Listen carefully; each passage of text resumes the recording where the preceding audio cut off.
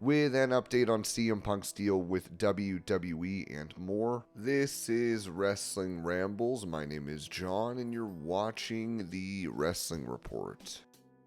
Before we move on, make sure you subscribe to Wrestling Rambles with notifications on, and don't forget to like the video.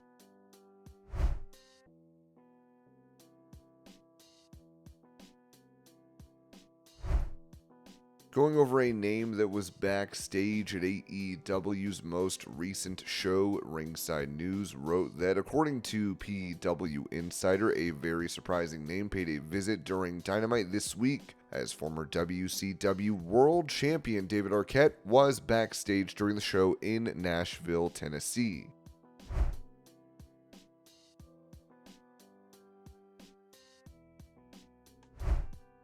Following the debut of former NWA star Kamille in AEW, Mercedes Mone would show off her muscle for hire in a live stream. And you know what? Money can buy a bad bitch. That's what money can buy. Oh my God. That's just part one of my plan of taking over AEW. Now what?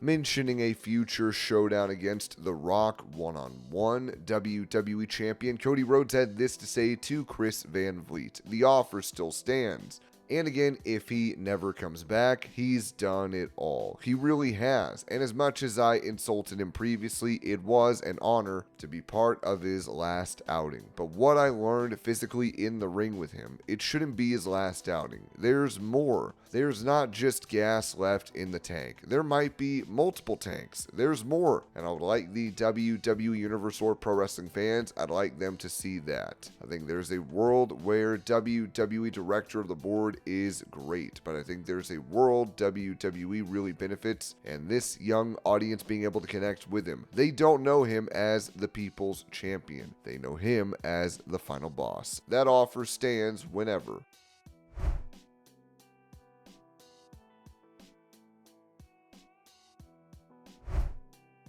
In that same interview, Rhodes noted if The Rock had upset him during any promos, to which he said, "Depends on what line, when you're the director of the board, you can do whatever you want. The show is not going off the air and no one's getting fired if you do something that's a little outrageous. They gave him free reign to develop and enter into the final boss what he is." Well, what happened with The Rock at WrestleMania 40 is the first time that ever made me feel like, first time I ever believed in my own hype. It's the first time I ever thought, oh, maybe someone from this generation did get over, because to me, I tell my students, I tell people all the time, nobody today is over, because you're over all the time. And to me, over as you can't step a foot out of your house without cameras, without a moment. I just have a loftier opinion of over. John Cena is over, because the first time I thought, oh, maybe that's happening line-wise. The only line I think he crossed was he made my sister to non-canon because he had mentioned that I had two other siblings, and that being Dustin and Kristen, who are from my dad's first marriage, which is, you're not wrong that I do have them, and he was explaining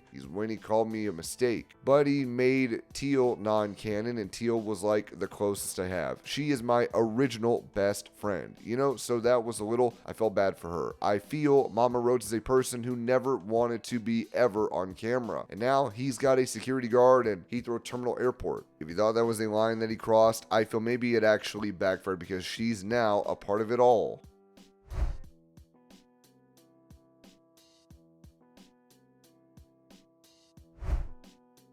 Talking about AEW Dynamite recently having its 250th episode, star for the company Chris Jericho told the Creative Imbalance podcast, "It's very gratifying because a lot of people didn't think we'd make it past 10 episodes with all of the huge things we've accomplished. I think sometimes people forget we're only 5 years old. We're a 5-year-old, multi-$100 million profitable company that has grown exponentially over the last 5 years. We still have a long long way to go. To get to 250 is pretty special. The fact that we have a huge television deal coming up, that's pretty much going to tell the tale of our company over the next 5 to 10 years. I think it's going to be a good tale to tell. For all the people that thought we wouldn't exist or think that we're not doing good, that's just rhetoric. The bottom line is we are making a lot of money and making a lot of inroads into the business. We're having a great time doing it and providing an excellent show multiple times per week. That's all anybody could ask of us. It's been really cool to see and experience and be a part of, and know that we're basically just beginning.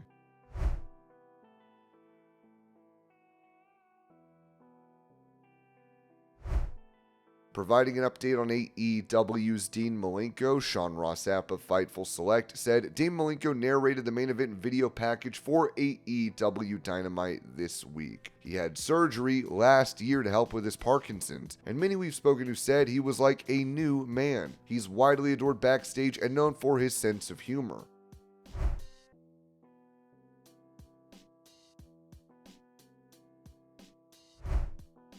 Going over the potential debut of former WWE star Ricochet and AEW World Champion of the promotion Swerve Strickland said this on the Battleground podcast. I mean, we've, Swerve and Ricochet, had our matches without the masks in MLW. We've had Strickland versus Ricochet before. It's up to him. I don't know. We'll see. Competition stiff in AEW, and there's also a different type of ladder to climb in a lot of different ways here. It doesn't necessarily make it easier. It's difficulties on both sides of things, and you gotta adapt. AEW is, now more than ever, you gotta be an adaptable performer. Way more so in AEW nowadays, and so if that's true, get ready to put a different type of working boots on. And there's a lot of people that don't want to make it easy for anybody. It's already not easy for me in the position I'm in. So, and I've been in the position of the new guy coming in, and I had to adapt. A lot of people have tried to adapt and they couldn't do it, so that goes to show you the type of locker room, the type of talent, the type of energy, the type of workload that comes in AEW.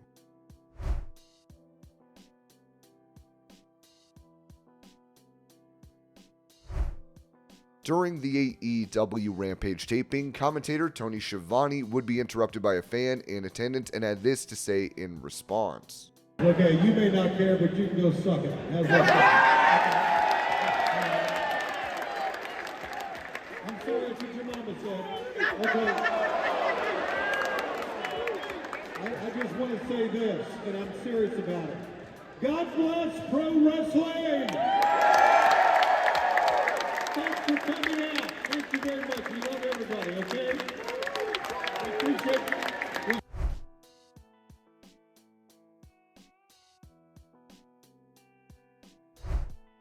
Touching on the near hour-long bout between MJF and Will Ospreay from AEW Dynamite last week, Booker T noted on his Hall of Fame podcast, "I just don't think people are interested in watching people wrestle for an hour on television these days. I could be wrong on that. I'm not talking about the AEW fans. I'm talking about the core general audience just, flipping through the channels. They're not going to want to sit and watch two guys wrestle for an hour. I just don't. Me, personally, no vignettes, like you say, no promos or anything, just guys in the ring wrestling overlaid by the commentary of the commentators. Me, personally, that is not that entertaining to me. Was it a good match? Probably was. Was it entertaining to that core audience? It probably was. But I'm not talking about that. I'm talking about growing the base. I'm talking about, growing the audience and making this thing a whole lot bigger than just watching the show on a regular basis. So, me personally, I don't see who wins in a situation like that.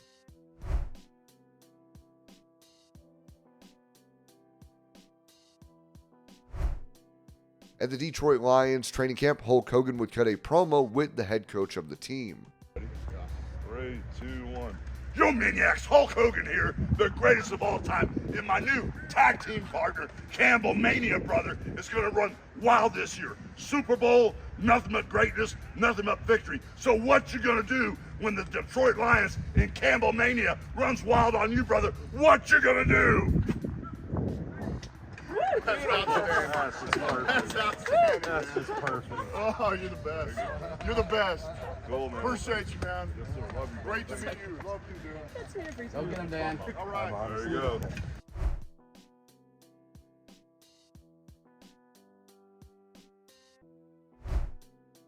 Explaining how he got into stand-up comedy, WWE Intercontinental Champion Sami Zayn told Wrestling Inc. Comedy is something I was always interested in. The comedic side of wrestling has always appealed to me. I've done a lot of that throughout my career, and then the opportunity just sort of came up not long ago when I got sort of an outside manager, like an LA agent manager type guy. And it's just something he saw in me, and he found an opportunity for me to be a part of this really big comedy festival called Netflix is a Joke. And it being off the heels of the announcement that WWE would be partnering with Netflix, I thought this could be an interesting fit, so I did it. Well, I agreed to it rather, and then I had to actually come up with the hard part, which is doing it and coming up with the show.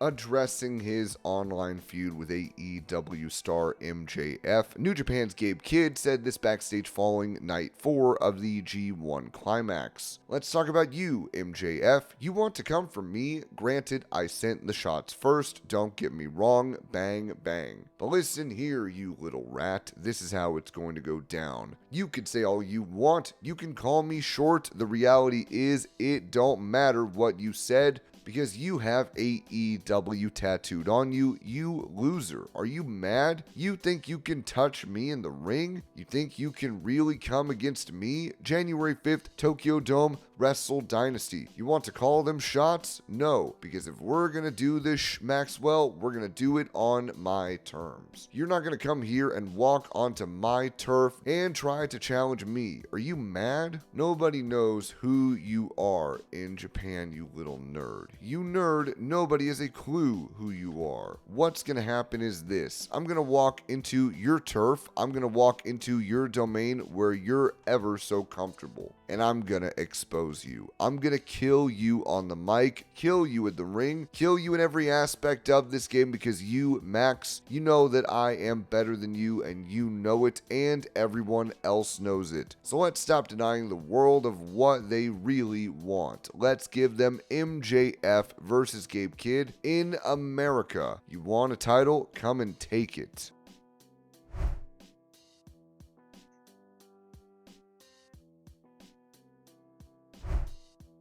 As Mark Briscoe delivered a chair shot to the head of Jack Perry during the Blood and Guts match on AEW Dynamite this week, Brian Alvarez said this about it on Wrestling Observer Radio. "I can tell you this, it was one of the shaved down chairs. I don't know how shaved down that is. I don't know how soft that is. It was a gimmicked chair. Still, they waffled that dude with that chair."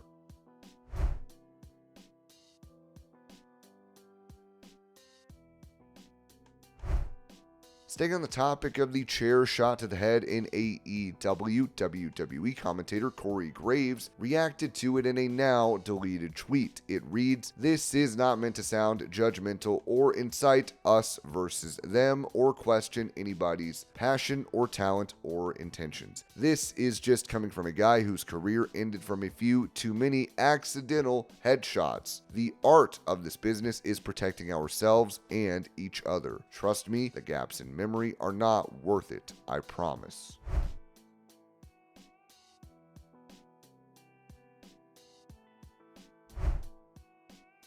In some unfortunate news, a legend of Stampede Wrestling, Leo Burke, passed away. As Dave Meltzer of the Wrestling Observer wrote this on X. "Very sad to report the death of Leo Burke, Tommy Martin, of the famous Korean family of New Brunswick at the age of 76. He was a major star in Eastern Canada and an 8-time North American champion with Stampede Wrestling. Very well respected in the ring. Bret Hart considered him one of the best. Jimmy Corderas paid tribute as well, writing, 'Saddened to hear that Canadian wrestling legend Leo Burke has passed away at the age of 76. He was a great wrestler, mentor, and person. Rest in peace, good sir.'"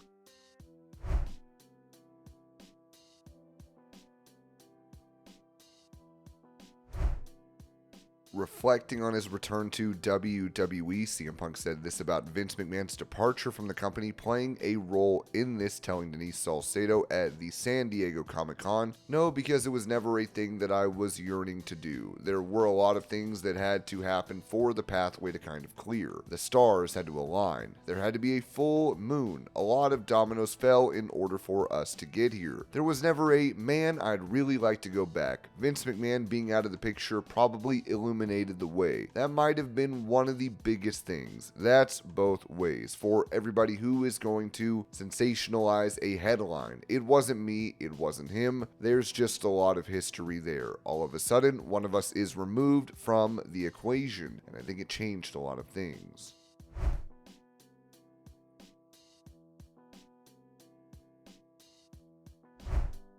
Staying on the topic of CM Punk, Dave Meltzer said this regarding the star's contract with WWE. "So there's the story going around about CM Punk renegotiating his contract. It's really overblown. What happened when CM Punk came in, they had a short-term deal which is expiring now. Now there are rollovers in the deal, so there's not a hurry that they have to sign him because the deal goes longer. But they knew all along that right around now would be when they would be renegotiating any deals. It was kind of known that that was going to happen now. Everyone is getting along fine. There's nothing wrong with it or anything like that. It's a story, but it's not a story that everybody thinks it is. They're just hammering down the terms that everyone knew they were going to do at a certain point. Basically get everyone back on the page because they both know where they want to be. Hopefully he doesn't get hurt again, obviously, but he's in a good position." Punk would seemingly respond to the WWE Forever contract deal rumors, writing, "I used to rush to defend myself against false accusations, but now I watch to see who believes it so I know who to cut off first." This was added by PW Insider. Numerous WWE sources, including one very high up internally, have confirmed to PWInsider.com that Punk and WWE signed a 3-year deal the night he returned in Chicago at Survivor Series 2023. The deal would carry him through November 2026, not counting any time tacked on for when he was out rehabbing his Royal Rumble injury. Any claims that the initial deal is coming up or that they signed a short-term deal and they would be discussing a new deal at this point is 100% incorrect. We are told that WWE are the ones who approached Punk about working out a new deal. Multiple WWE sources confirmed they are seeking to lock in what was described as a bigger deal. Two sources used that terminology and stated it was something the company initiated, not Punk. And WrestleVotes wrote, regarding the recent CM Punk news, a source tells me the company is extremely happy with Punk's attitude, commitment, drawing power, both TV numbers and social media views, and big merchandise sales. It's safe to say they want to continue this momentum for as long as possible.